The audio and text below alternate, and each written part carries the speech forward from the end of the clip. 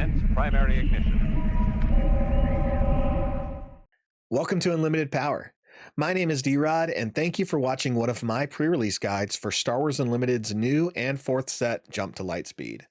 Now, Jump to Lightspeed pre-release begins on March 7th, where you're going to be introduced to new cards with new mechanics, new leader actions, new abilities, and new tokens. You're also going to see the growth among factions in Star Wars, like Rebels, Resistance, First Order, and Imperial. If this is your first time watching one of my guides, I'll let you know that we're going to be looking at commons and uncommons within this set that can strengthen the synergy with the leader you choose to play. There are going to be some great rares and legendaries that fit really well with some of these leaders, but the chances of you pulling a rare or legendary that does that is going to be a lot slimmer than your chance of pulling a common or uncommon in your 6 booster packs that can really fill out your deck and the theme you're working for.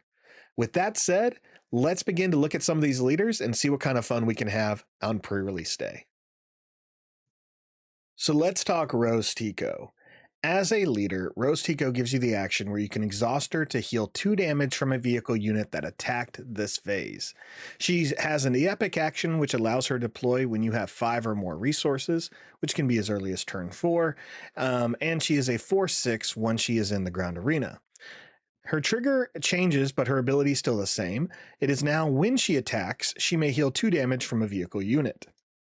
So the best way to utilize Rose Tico here is to use cards that have either on-attack actions, speeding up ways of attacking quicker, so that way you're not playing too far behind with Rose. If you're not taking advantage of cards like that, you're essentially always ensuring that your opponent's going to have initiative, and you want to try to take advantage of Rose's ability while making sure your damaged units can heal before additional damage gets put on them. So let's take a look at some cards that can work with Rose here. The first one's going to be the Dakar Cargo Frigate. So the Dakar here is one a lot of people are going to skip out on if you're not playing Rose. It's a 5 cost space unit that is a 6/7 that says this unit gains -1 attack and -0 health for each damage on it. With Rose, you're going to be able to clear up that health and continually hit for 6 or going forward. That is what you want. Your opponents are not going to like Dakar, and they're going to keep swinging into it if they have to weaken how much damage it can do. The next card is You're All Clear Kid. Defeat an enemy space unit with 3 HP or less, and if you do, an opponent controls if they control no space units, you may give an experience token to another unit. Strengthening your units on the board, as well as removing something from your opponent, is a really solid card. Next is Red Squadron X-Wing, a 3-cost space unit that's a 3/4 that says when you play it, you may deal 2 damage to it, and if you do, draw a card. Drawing a card is such a big advantage in any card game, especially in a limited pool. So damaging your Red Squadron X-Wing, knowing that you can heal it next turn with Rose, is going to be an ideal situation that can keep a solid unit in play while giving you another card before your opponent does. Some other cards in the Vigilance aspect that are going to work for it is the Perimeter AT-RT, a 4-cost 3/5 with Sentinel. You're going to want to use Sentinel as wisely as you can, so ground unit Sentinels are definitely going to be great. That 5 health ensures it's going to be a little bit harder for units in this set to get through it, and Rose is going to be able to keep that thing alive for a bit. Next is the Silver Angel, a 2-cost unique space unit that is a 2/3 that says when 1 or more damage is healed from this unit, you may deal 1 damage to a space unit. You're essentially trading damage tokens with your opponent in this card, so I really like adding this with Rose. And we talked earlier about needing to attack quickly so you can use Rose's ability. Stay on target for the aggression aspect really helps you do this.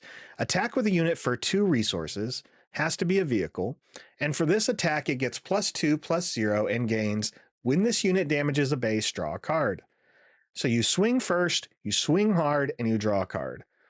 That's, you know, there's a Cobra Kai metaphor somewhere in here, but that's exactly what's happening. Then you get to use Rose's ability to heal. If you use this on your second turn after you have 1 unit, say Red Squadron Y-Wing in play, then you're going to be able to hit your opponent for a total of 3 attack damage or and draw a card, which is really great. Now, Red Squadron Y-Wing is a 2-cost unit that is a 1/3 that says on attack, deal 3 indirect damage to the defending player. Indirect is one of the new abilities within this set. Indirect says that the opponent has to assign 3 unpreventable damage among their base and units. I really love this mechanic, and I'm excited it's finally in Star Wars Unlimited and not just something I can remember from previous Star Wars games. For cunning, we're going to recommend the Fireball, a 2-cost 3/3 ambusher. If this card can survive its ambush attack, and you're able to heal it, you're going to be able to keep this card in play a little bit longer, which is going to be beneficial because this card damages itself at the start of the regroup phase. So you can make this work for you. A 3/3 ambusher is always going to be good in a set like this. Next card is a barrel roll. Attack with the space unit, and after you complete the attack, you may exhaust a space unit. Just being able to, again, attack first, use Rose's ability the next turn is always beneficial. And this card allows you to swing and hopefully exhaust the only threat that your opponent has on the board, or at least their biggest threat on the board in the space arena, giving you some more time to continue your damage onslaught. For the command aspect, I really like Dogfight here.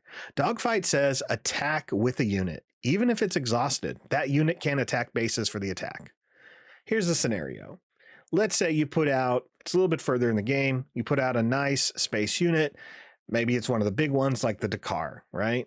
Dakar hits for 6. You have 7 resources out, or you have one extra resource out.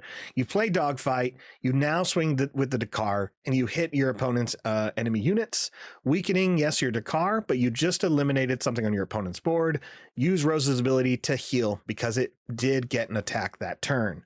So think of it as a card like that, where you can use a tapped unit, exhausted unit quicker with the Dogfight ability and still be able to heal. Blue Leader is another card that has the ambush ability that can essentially switch arenas when you play it. It's a 3-cost 3/3 that says, when played, you may pay 2 resources, and if you do, move this unit to the ground arena and give 2 experience tokens to it. Just like attacking with other cards like Dogfight,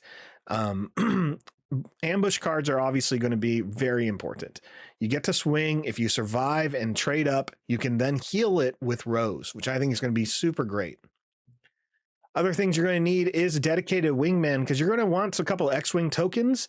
Again, giving you a couple more options on the board. X-Wing tokens are 2/2 space units, so they can take a little bit of hits here. And the Resistance X-Wing would get stronger based on the amount of pilots you have on it. It gets a +1/+1 for each one. And in the non-aspects, we're going to look at attack run. Attack with 2 space units, so that way you can use Rose's ability, and another ambush unit that has the ability of attacking space. Again, Rose here is going to be really effective using cards that allow you to attack quick, so you can use her ability and continue to keep the initiative. Let me know how it works with you at your local pre-release if you end up playing Rose.